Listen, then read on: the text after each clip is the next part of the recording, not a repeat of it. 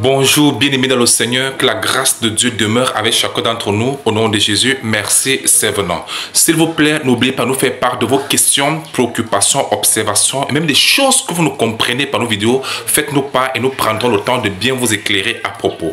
Merci. Bien-aimés, ce matin, nous voulons partager avec vous sur les signes de la fin des temps. Et l'objectif ici, c'est de préparer les uns les autres à l'enlèvement. Parce que l'avènement du Seigneur est véritablement proche. Donc, il faut comprendre les signes que Dieu nous envoie au quotidien, afin de mieux nous préparer pour ce jour de l'avènement de notre Seigneur Jésus et de l'enlèvement des vrais enfants de Dieu. Amen. Nous prenons Matthieu chapitre 24, nous lisons le verset 33, il est écrit. Jésus parle. De même, quand vous verrez toutes ces choses, sachez que le Fils de l'homme est proche à la porte. Lorsque vous verrez, ça dit voir. Il y a des choses que Dieu devait nous faire voir afin de nous amener à nous préparer pour ce jour. Et quand vous lisez ces versets dans son contexte, vous verrez qu'il y a une liste de signes que notre Seigneur nous avait laissés à cela plus de 2000 ans. Les signes, même s'il n'y a pas une heure exacte de l'avènement de notre Seigneur Jésus, néanmoins, il y a moins des signes que le Seigneur nous a donnés afin de pouvoir nous permettre de mieux nous préparer. Et ces signes sont presque déjà accomplis, je dirais même totalement accomplis. Presque à 100%, ah oui. Alors nous devons comprendre que Dieu nous parle même à travers ce qui se passe dans la vie. Et il faut toujours regarder ce qui se passe dans le monde avec ce que le Seigneur avait annoncé. Et vous verrez qu'il y a véritablement une coïncidence claire. Il y a une cohérence claire de tout ce que le Seigneur avait annoncé. Et c'est pourquoi il dit, lorsque vous verrez, il y a des choses que nous allons voir, il y a des choses que nous allons voir à travers le monde, des choses qui avaient été annoncées par notre Seigneur Jésus et qui s'accomplissent sous nos yeux. C'est un message pour Dieu, pour les enfants de Dieu. C'est un message clair à tous ceux qui disent que j'entends par la voix de Dieu. Regardez ce qui se passe. Le Seigneur est en train de nous parler et en train de nous inviter à nous préparer pour son avènement et l'enlèvement des enfants de Dieu. Amen. Quelqu'un me posera la question, quelle est la différence entre l'avènement du Seigneur et l'enlèvement de l'Église?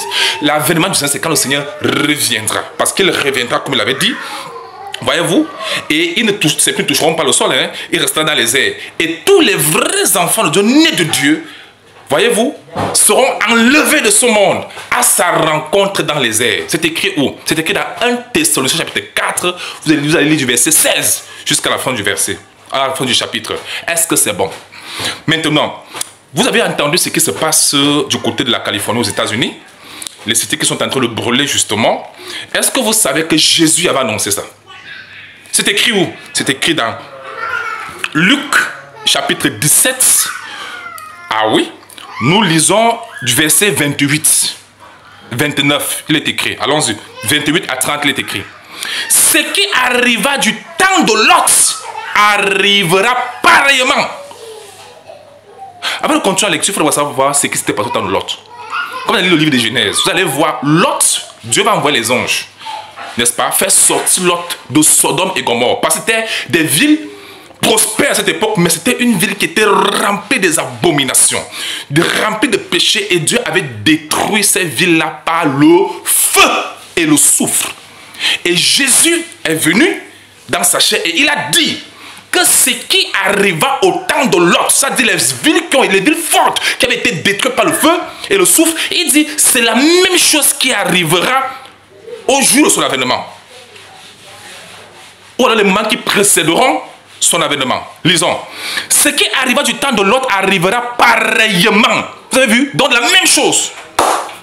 Les hommes mangeaient, buvaient, achetaient, vendaient, plantaient, bâtissaient. Mais le jour où Lot sortit de Sodome, une pluie de feu et de soufre. Vous avez vu? C'est pas ce qui se passe là-bas? Le feu et le soufre. Une pluie, c'est exactement ce qui est en train de se passer là-bas. Il dit, une pluie de feu et de soufre tomba du ciel et les fit tous périr. Regardez ce qui est en train de se passer. Et il dit au verset 30 que il en sera de même le jour où le Fils de l'homme paraîtra. Le jour où le Fils de l'homme paraîtra.